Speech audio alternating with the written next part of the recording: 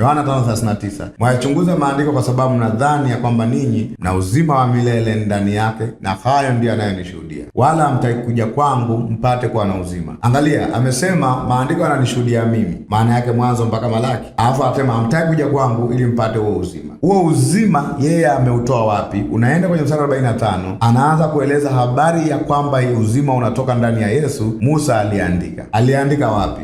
Unasoma kwenye mstari 45, anasema msidhani kwamba mimi nitawashtaki kwa Baba. Hiyo ni Yohana 5 mstari 45. Msidhani kwamba mimi nitawashtaki kwa Baba, yuko anayewashtaki, ndiye Musa mnayemtumaini ninyi. Anasema ndiye Musa mnayemtumaini ninyi. Kama mkalimwamini Musa, mngeniamini mimi, kwa sababu yeye aliandika habari zangu. Lakini msipoamini maandiko yake, mtayaamini wapi maneno yangu? Maana yake Yesu anasema Musa aliandika habari zake. Kwa hiyo unaweza ukachambua habari za Yesu kuanzia Musa, akaanza kutoka Musa na manabii wote, akawaeleza katika maandiko yote mambo yaliyomhusu yeye mwenyewe. Kwa Yesu anaweza kuanza Mwanzo moja kufundisha watu mambo yanayomhusu yeye mwenyewe.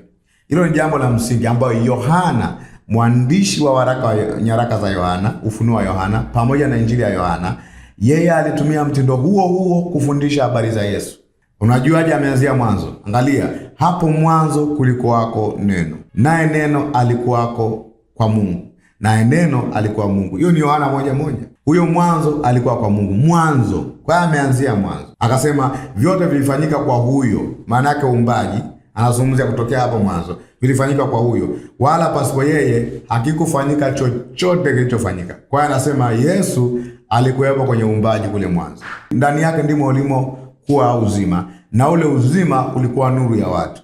Akishataja nuru, anarifaa Mwanzo 1:3, ambayo Mungu anasema na iwe nuru.